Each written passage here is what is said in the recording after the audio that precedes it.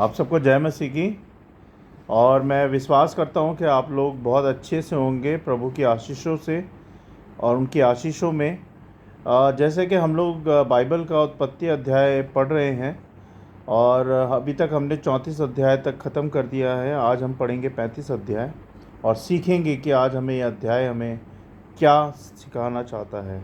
आइए इससे पहले कि हम लोग अध्याय में जाएं, छोटी सी प्रार्थना करते हैं।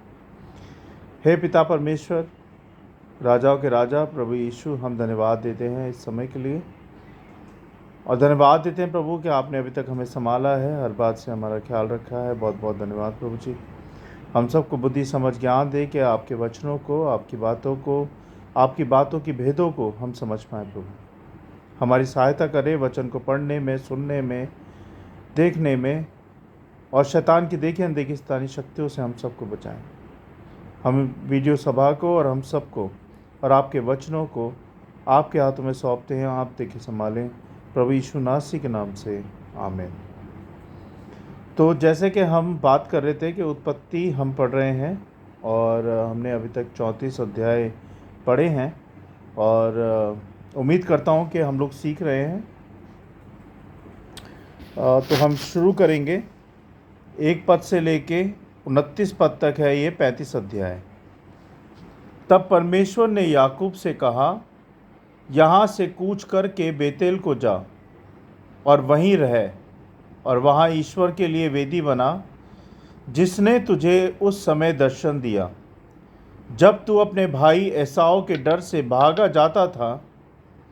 तब याकूब ने अपने घराने से और उन सब से भी जो उसके संग थे कहा, तुम्हारे बीच में जो पराए देवता हैं उन्हें निकाल फेंको और अपने अपने को शुद्ध करो और अपने वस्त्र बदल डालो और आओ हम यहाँ से कूच करके बेतेल को जाएं। वहाँ मैं ईश्वर के लिए एक वेदी बनाऊंगा, जिसने संकट के दिन मेरी सुन ली और जिस मार्ग से मैं चलता था उसमें मेरे संग रहा। जितने पराए देवता उनके पास थे और जितने कुंडल उनके कारनों में थे, उन सबों को उन्होंने याकूब को दिया और उसने उनको उस सिंदूर वृक्ष के नीचे जो शकेम के पास है गाड़ दिया।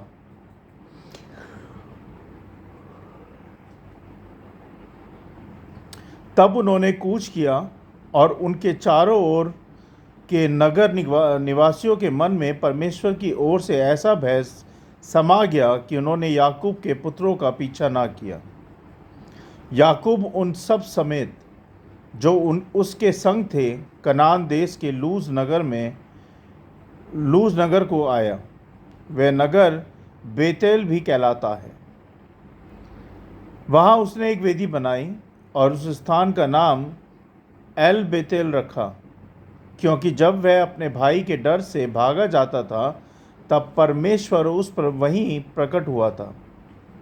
और रिबका की दूध पिलाने हारी दाई दबोरा मर गई और बेतेल के नीचे सिंदूर वृक्ष के तले उसको मिट्टी दी गई और उस सिंदूर वृक्ष का नाम अल्लोन बक्कूत रखा गया। फिर याकूब ने पदन राम से आने के पश्चात परमेश्वर ने दूसरी बार उसको दर्शन देकर आशीष दी और परमेश्वर ने उससे कहा, अब तक तो मेरा नाम याकूब रहा, पर आगे को तेरा नाम याकूब ना रहेगा। अब तक तो तेरा नाम याकूब रहा, पर आगे को तेरा नाम याकूब ना रहेगा, क्योंकि तू इज़राइल कहलाएगा। फिर परमेश्वर ने उससे कहा, मैं सर्वशक्तिमान परमेश्वर हूँ। तू फूले फले और बढ़े और तुझसे एक जाति वरन जातियों की एक मंडली भी उत्पन्न होगी और तेरे वंश में राजा उत्पन्न होगा। और जो देश मैंने इब्राहिम और इसहाक को दिया है, वही देश तुझे देता हूँ और तेरे पीछे तेरे वंश को भी दूंगा। तब परमेश्वर उस स्थान में जहाँ उसने याकूब से बातें की उनके पास से ऊपर चढ़ गया। और जिस स्थान में परमेश्वर ने याकूब से बात की, वहाँ याकूब ने पत्थर का एक खंभा खड़ा किया और उस पर अर्ध देकर तेल डाल दिया। और जहाँ परमेश्वर ने याकूब से बात की, उस स्थान का नाम उसने बेतेल रखा। फिर उन्होंने बेतेल से कूच किया, और एप्राता थोड़ी ही दूर रह गया था कि राहेल को बच्चा जनने की बड़ी पीड़ा आने लगी। जब उसको बड़ी बड़ी पीड़ा उठती थी, तब धाय ने उससे कहा, मत डर, अब की भी तेरे बेटा होगा। तब ऐसा हुआ कि वह मर गई, और प्राण निकालते निकालते उसने उस बेटे का नाम बेनोनी रखा, पर उसके पिता ने उसका नाम बेन्यामिन रखा। यों राहेल मर गई, और एप्राता अर्थात बेतेल के मार्ग में उसकी मिट्टी दी गई। और याकूब ने उसकी कब्र पर एक खंभा खड़ा किया। राहेल की कब्र का वही खंभा आज तक बना है। फिर इज़राइल ने कूच किया और एदेर नाम गुम्मट के आगे बढ़कर अपना तंबू खड़ा किया। और जब इज़राइल उस देश में बसा था, तब एक दिन ऐसा हुआ कि रूबेन ने जाकर अपने पिता की रकेली बिल्हा के साथ कुकर्म किया, और ये बात इज़राइल को मालूम हो गई। याकूब के 12 पुत्र हुए। उनमें से लिया के पुत्र ये थे, अर्थात याकूब का जेठा रूबेन, फिर शमौन, लेवी, यहूदा, इस्साकर और जबूलून। और राहेल के पुत्र ये थे, अर्थात यूसुफ और बिन्यामिन। और राहेल की लड़की बिल्हा के पुत्र ये थे, अर्थात दान और नप्ताली। और लिया की लड़की जिल्पा के पुत्र ये थे, अर्थात गाद और आसेर। याकूब के यही पुत्र हुए, जो उससे पद्दनराम उत्पन्न हुए हैं। और याकूब मरमे में जो करियत अरबा अर्थात हब्रोन है, जहाँ इब्राहिम और इसहाक परदेसी होकर रह रहे थे, अपने पिता इसहाक के पास आया। इसहाक की अवस्था 180 बरस की हुई, और इसहाक का प्राण छूट गया, और वह मर गया। और वह बूढ़ा होकर पूरी आयु का होकर अपने लोगों में जा मिला। और उसके पुत्र एसाव और याकूब ने उसको मिट्टी दी। परमेश्वर के वचन को पढ़े जाने और सुने जाने पर आशीष दें। तो अभी हमने पढ़ा कि उत्पत्ति 35 अध्याय 1 से लेके 29 पद तक। आइए आज हम देखते हैं कि अध्याय हमें क्या सिखाना चाहता है।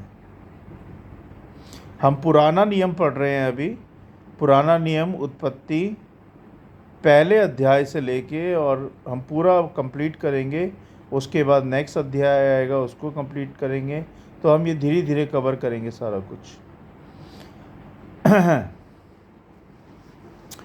तो ये अध्याय हमें ये सिखाता है, अध्याय याकूब के जीवन में एक आध्यात्मिक पुनर्स्थापन। मैं ये आपको एक परिचय दे रहा हूँ इस अध्याय का, है ना।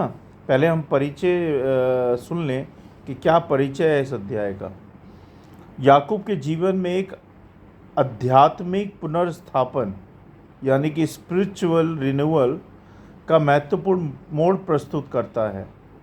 परमेश्वर याकूब को बेतेल जाने और वहीं वेदी बनाने का आदेश देते हैं। ये वही स्थान था जहां याकूब ने पहले परमेश्वर से मुलाकात की थी, जब वह अपने भाई एसाव से भाग रहा था। इस अध्याय में याकूब अपने परिवार को सभी विदेशी देवताओं को त्यागने और अपने जीवन को शुद्ध करने का आदेश देता है, ताकि वे परमेश्वर की उपस्थिति में आ सके। इसके बाद परमेश्वर याकूब को फिर से आशीर्वाद देते हैं और उसकी पहचान इज़राइल के रूप में स्थापित करते हैं। इस अध्याय में 2 दुखद घटनाएं भी घटित होती हैं, जैसे कि राहेल की मृत्यु और इसहाक का निधन। हालांकि इन घटनाओं के बीच में भी परमेश्वर याकूब के साथ बना रहता है और उसे आश्वासन देता है कि वह उसकी संतान को एक महान राष्ट्र बनाएगा। यह अध्याय परमेश्वर के प्रति पूर्ण समर्पण और पुराने जीवन को त्यागने और नए जीवन में प्रवेश करने का एक सुंदर संदेश देता है ना। आइए हम इसके निष्कर्ष को देखेंगे। पहला निष्कर्ष, हमें अपने जीवन को शुद्ध करना चाहिए। कैसे करेंगे शुद्ध? याकूब ने अपने परिवार को सभी मूर्तियों और बुरी चीज़ों को त्यागने के लिए कहा, है ना, ताकि वे परमेश्वर की उपस्थिति में आ सके। अगर हमें परमेश्वर के साथ गहरा संबंध बनाना है तो हमें अपने जीवन में से सभी बुराइयों को निकाल देना होगा। अगर आप परमेश्वर की उपस्थिति चाहते हैं, अगर वो अपने आप को शुद्ध करना चाहते हैं, तो शुद्ध तभी होंगे जब आप अपने आप को हर बुराई से, पाप से दूर रखेंगे। और मैं आपको एक बात और बता दूं कि ये जो जीभ है ना हमारी, इसी जीभ से अच्छा भी बोलते हैं और इसी जीभ से हम अशुद्ध भी बोलते हैं, है ना। तो ये जीभ ही है जो हमें अशुद्ध करती है और ये जीभ ही है जो हमें शुद्ध करती है ना। ये शरीर जो है परमेश्वर का मंदिर है और इस मंदिर में आप अच्छी चीज़ें रखो, ना कि बुरी चीज़ें, ना कि पाप, है ना। जब आप इस जीभ को अच्छी चीज़ों के लिए, शुद्ध चीज़ों के लिए इस्तेमाल करोगे तो आप शुद्ध हो जाओगे। परमेश्वर की आज्ञाकारिता में चलोगे, शुद्ध हो जाओगे। परमेश्वर की बातों को मानोगे, उनके वचन पे चलोगे, शुद्ध हो जाओगे, है ना। अपने पापों का अंगीकार करोगे, शुद्ध हो जाओगे। लेकिन ये जीभ जो है हमारा, यही जीभ हमें अशुद्ध भी करती है और यही जीभ हमें क्या करती है? शुद्ध भी करती है ना। इसी जीभ से आप अंगीकार करते हो अपने पापों के लिए और इसी जीभ से आप पाप भी करते हो, बुरा भला बोल के, गाली गलौज करके, है ना, किसी को उल्टा बोल के, किसी को कुछ बोल के। तो हमारी जो जीभ ही है यही शुद्ध करती है, यही शुद्ध करती है। तो हमें शुद्ध रहना है और हमारी जीभ पे परमेश्वर का कंट्रोल देना है, ना कि शैतान का। दूसरी बात, परमेश्वर हमेशा अपने वादे पूरे करते हैं। जैसे हम लोग वादे करते हैं और हम लोग भूल जाते हैं, कई बार पूरा नहीं कर पाते, लेकिन परमेश्वर के साथ ऐसा नहीं है। जो परमेश्वर ने वादा किया है वो वादा पूरा होके रहेगा। परमेश्वर ने याकूब को इज़राइल नाम दिया कि नहीं दिया? और उसे फिर से आश्वस्त किया कि उसकी संतति एक महान राष्ट्र बनेगी, यानी कि जो उन्होंने नाम दिया है उसको इज़राइल, वो महान राष्ट्र बनेगा, है ना। परमेश्वर ने उसको ये आश्वासन दिया। परमेश्वर हमारे जीवन में अपने वचनों को पूरा करने में विश्वास योग्य है, चाहे हमारी कैसी भी परिस्थितियां क्यों ना हो। लेकिन परमेश्वर का वचन, परमेश्वर का वर्ड, परमेश्वर की बातें कभी टलती नहीं है।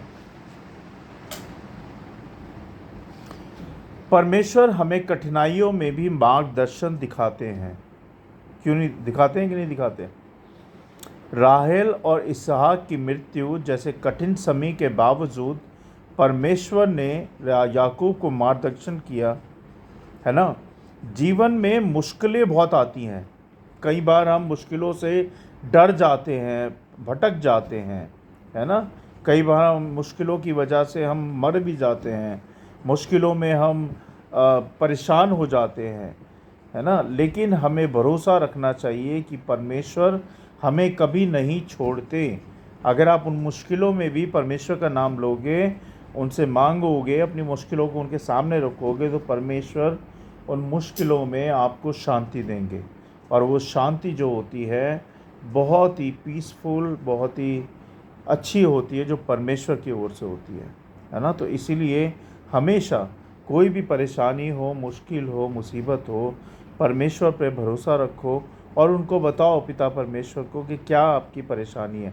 ऐसा नहीं है कि पिता परमेश्वर को आपकी किसी प्रॉब्लम के बारे में पता नहीं है, क्योंकि वो तो अंतर्यामी हैं, उनको सब पता है कि आपकी क्या ज़रूरतें हैं, आपकी क्या मुश्किलें हैं, परेशानी हैं। लेकिन जब आप उनके सामने और रखते हो, बात करते हो, तो वो आपकी मुश्किलों का हल निकालते हैं, अपने समय अनुसार, ना कि आपके समय अनुसार। ऐसा नहीं है कि आपने आज प्रार्थना की और आज ही आपकी मुश्किलों का हल मिल गया। हाँ, परमेश्वर उत्तर देते हैं, कभी कभी जल्दी देते हैं और कभी कभी अपने समय के अनुसार देते हैं, और वो भी इसलिए कि आप उस कठिन समय में कैसे उसको पार करते हो, कैसे आप अपने आप को रखते हो, वो आपकी टेस्ट की घड़ी होती है।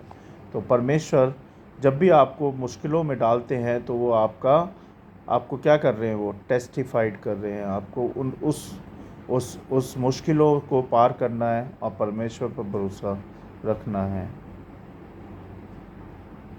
चौथी बात, आज्ञाकारिता से आशीर्वाद मिलता है। क्या मिलता है? जब आप आज्ञाकारिता में चलते हो, चाहे अपने माँ बापों के आज्ञाकारिता में, चाहे आप भगवान के परमेश्वर की आज्ञाकारिता में चलते हो, तो आप चाहे अपने टीचर की आज्ञाकारिता में चलते हो या फिर अपने बॉस की आज्ञाकारिता में चलते हो, तो क्या मिलता है? एक तो संबंध अच्छे होते हैं, दूसरा आपको आशीर्वाद मिलता है, भरोसा मिलता है ना। जब याकूब ने परमेश्वर की आज्ञा का पालन किया, जब याकूब ने परमेश्वर की आज्ञा का पालन किया और बेतेल में उसकी वेदी बनाई, तो क्या हुआ?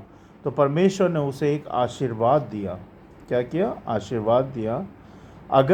अगर हमें परमेश्वर के मार्ग पर चलना है तो हमें आशीर्वाद और सुरक्षा अगर हम परमेश्वर के मार्ग पर चलते हैं तो हमें आशीर्वाद और सुरक्षा परमेश्वर की ओर से ज़रूर मिलेगी। इस बात का आप ध्यान रखो। लेकिन अगर आप परमेश्वर के मार्ग पर नहीं चलोगे, भटक जाओगे, तो आप कभी भी उनका आशीर्वाद और सही मार्गदर्शन नहीं पा पाओगे।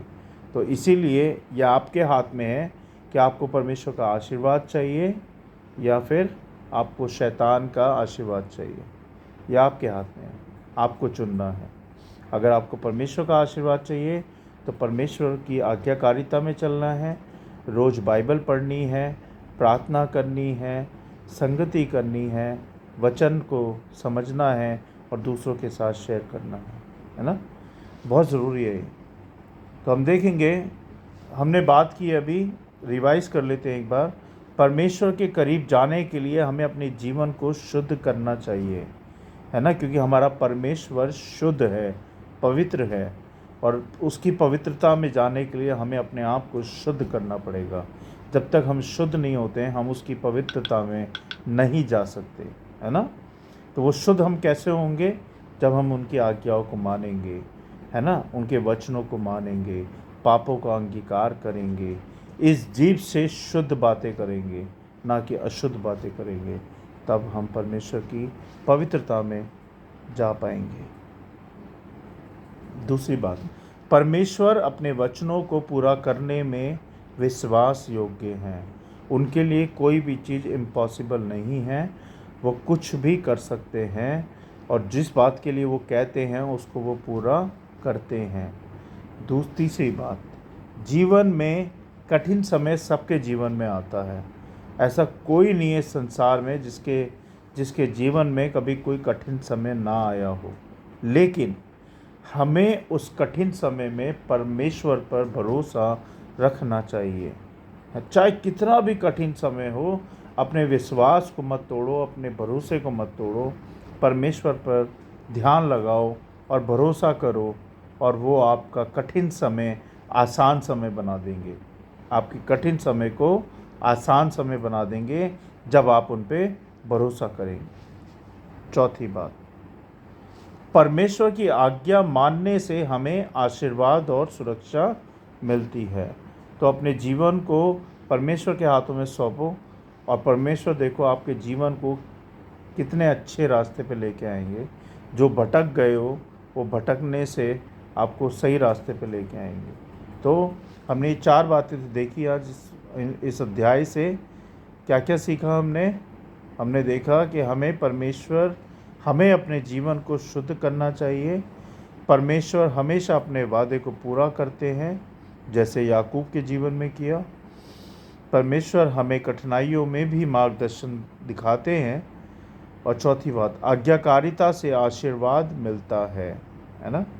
तो परमेश्वर के वचन को पढ़े जाने और सुने जाने पर आशीष दें। तो हम लोग जैसे कि आज 35 अध्याय हमने ख़त्म किया है और उम्मीद करता हूँ कि आप लोगों को समझ आया होगा। अगर कोई बात आपको समझ नहीं आई या कोई आपका क्वेश्चन है तो आप मुझे मैसेज कर सकते हैं यूट्यूब के ज़रिए और मैं आपको रिप्लाई करूँगा। और हमारा जो ईमेल आईडी है वो है उस पर आप अपनी टेस्टमनी भेज सकते हैं और मुझे ईमेल भी कर सकते हैं, उस पर भी मैं आपको ज़रूर रिप्लाई करूँगा। newstepswithjesuschristchurch@gmail.com। तो इस पर आप मुझे अपनी टेस्टमनी और अपने ईमेल्स भेज सकते हैं, उनके रिप्लाई मैं ज़रूर करूँगा। ठीक है, आइए हम सब मिलकर प्रार्थना करेंगे। सर्वशक्तिमान हमारे अनुग्रहकारी पिता, राजाओं के राजा प्रभु यीशु, हम धन्यवाद देते हैं कि आपने ये वचन हमें दिया प्रभु, कि जिससे कि हम पढ़ें, सुने और समझें और दूसरों को बता पाएँ प्रभु जी। हम सबको ये प्रभु शुद्ध रहने में हमारी सहायता करें। हम सबको ये प्रभु विश्वास करने में आप पे हमारी सहायता करें प्रभु। शैतान तो चाहता है कि हम आपसे दूर हो जाएं, हम आपसे इतनी दूर हो जाए कि कभी हम आपका नाम न ले पाएँ। परमेश्वर शैतान चाहता है कि हम भटक जाएं, मिट्टी में मिल जाएं, हम आपका नाम न लें प्रभु। लेकिन पिता परमेश्वर, आप हमें बचाने वाले हैं, आप हमें सुरक्षा और रक्षा देने वाले हैं, क्योंकि हमारा भरोसा, हमारा सच, हमारा सब कुछ आप हैं प्रभु जी। जैसे आप सच हैं ऐसे हमें भी सच बनाएं, हमें झूठ से निकालें, हमें पाप से निकालें प्रभु। शैतान के हाथों से हम सबको बचाएं और अपनी ईमानदारी में, अपनी पवित्रता में हमको चलाएं प्रभु जी। हमारी सहायता करें कि हम रोज़मर्रा की ज़िंदगियों में आप जैसे बने प्रभु। जैसे आपने 40 दिन इस धरती पे रहे, अपनी पवित्रता आपने दिखाई प्रभु जी। जैसे आप पवित्र रहे इस धरती पे, ऐसे ही हमें भी पवित्र बनाएं प्रभु जी। हमें भी शुद्ध रहना सिखाएं प्रभु जी। हमारी सहायता करें। बहुत बहुत धन्यवाद प्रभु आज के वचनों के लिए, सारी बातों के लिए, सारी आशीषों के लिए और अभी तक संभालने के लिए और हमारा ख्याल रखने के लिए बहुत बहुत धन्यवाद। जो लोग मुझे सुन रहे हैं, देख रहे हैं, उन सबको विशुद्ध करें, पवित्र करें, उनके जीवनों को संभालें प्रभु। उनको भी बहुताई से बहुत बहुत आशीष दें और बढ़ाएं अपनी महिमा में परमेश्वर। हम सब की सहायता करें कि आपके गॉस्पेल को, आपके सुसमाचार को हम ऐसे ही लोगों तक और बहुताई से पहुंचा पाएँ। हमें और हिम्मत, ताकत दे, बल, शक्ति दे, बुद्धि, समझ दे प्रभु हम सबको, कि आपके वचनों को हम बहुताई से बहुत दूर तक लेके जाएं और दूसरों को बता पाएँ प्रभु। जिन लोगों को आपने चुना है प्रभु, उनको हम आप तक लेके आ पाएँ प्रभु। ऐसी हमारी सहायता करें प्रभु, कि हम आपके वचनों में जैसे हम बढ़ रहे हैं प्रभु, ऐसे ही वो लोग भी बढ़ पाएँ जो लोग आपको जानते नहीं हैं, आपको पहचानते नहीं हैं, आपके वचन को कभी सुना नहीं है, उन लोगों तक हम पहुँच पाएँ प्रभु। इस वीडियो के ज़रिए, इन वचनों के ज़रिए हमारी सहायता करें प्रभु। इन वचनों की रखवाली करें और हम सब की रखवाली करें। जो लोग मुझे सुन रहे हैं, देख रहे हैं, उन सब की रक्षा करें परमेश्वर। मुझे विश्वास है आपने मेरी विनती प्रार्थना को सुना है। सारी विनती प्रार्थना, इन वचनों को और हम सब को आपके हाथों में सौंपता हूँ। आप देखे संभालें प्रभु यीशु मसीह के नाम से, आमीन। तो आप सबको जय मसीह की, praise the Lord. Thank you so much आपके प्यार और सपोर्ट के लिए। कल हम फिर 36 अध्याय के साथ मिलेंगे। आज हमने 35 अध्याय ख़त्म किया है। और जैसे कि मैंने आपको अपना ईमेल आईडी बताया है, तो आप लोग अपनी टेस्टमनी हमारे साथ शेयर कर सकते हैं। आपकी टेस्टमनी मैं अपने जो इंस्टाग्राम का पेज है उस पर मैं लगाऊंगा और आप लोग उसको फॉलो भी कर सकते हैं। मेरा जो इंस्टाग्राम का पेज है वो भी इसी नाम से है, new steps with Jesus Christ church. उसमें आप @newstepswithjesuschristchurch, तो उसमें आके आप लॉगिन कर सकते हैं, सब्सक्राइब कर सकते हैं और अपनी टेस्टमनी को देख सकते हैं। Thank you so much, God bless you all, और कल फिर मिलते हैं। Thank you.